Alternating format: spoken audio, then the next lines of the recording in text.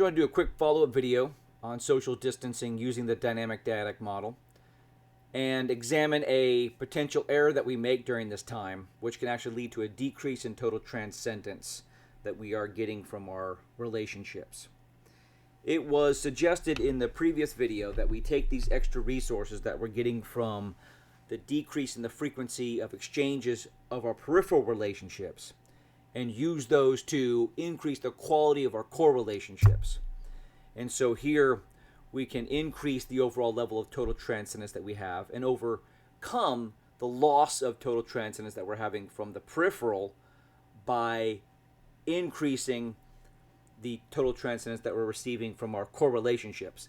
Again, through engaging in highly vulnerable or complete exchanges during this time. So we're using these extra resources to become more vulnerable with those core people around us and increasing the quality of life that we're experiencing now and maybe even in the future if we decide that those peripheral relationships are not worth it. So here we're, instead of taking a look at increasing in quality, what we want to take a look at is if we use those extra resources to just spend more proximity or just to make more of the same type of exchanges that we're making in our core relationships and not increase the vulnerability or increase the completeness of those transactions or those exchanges. So here we're going to be taking a look at what if we just spend more time with those people around us. And here that's going to be an increase in R as opposed to an increase in T using the dynamic dyadic model. So here, if we're just spending more time with those core people around us and we're not changing the quality of those exchanges, then what we can see is going to happen is that our total transcendence is going to decrease even in our core relationships.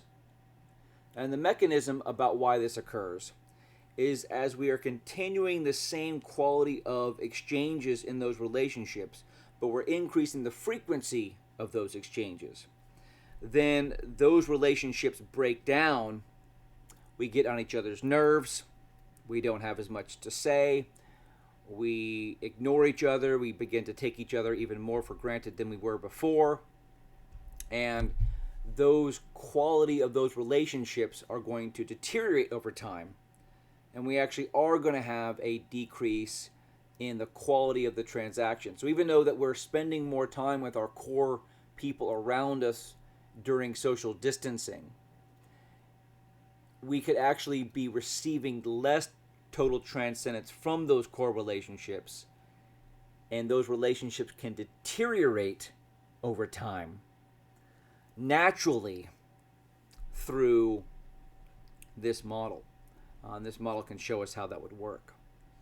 And so taking a look at our choices that we have, if we increase just simply the frequency of the transactions that we're having, it's going to lead us to a decrease in the total transcendence that we're receiving from our core relationships.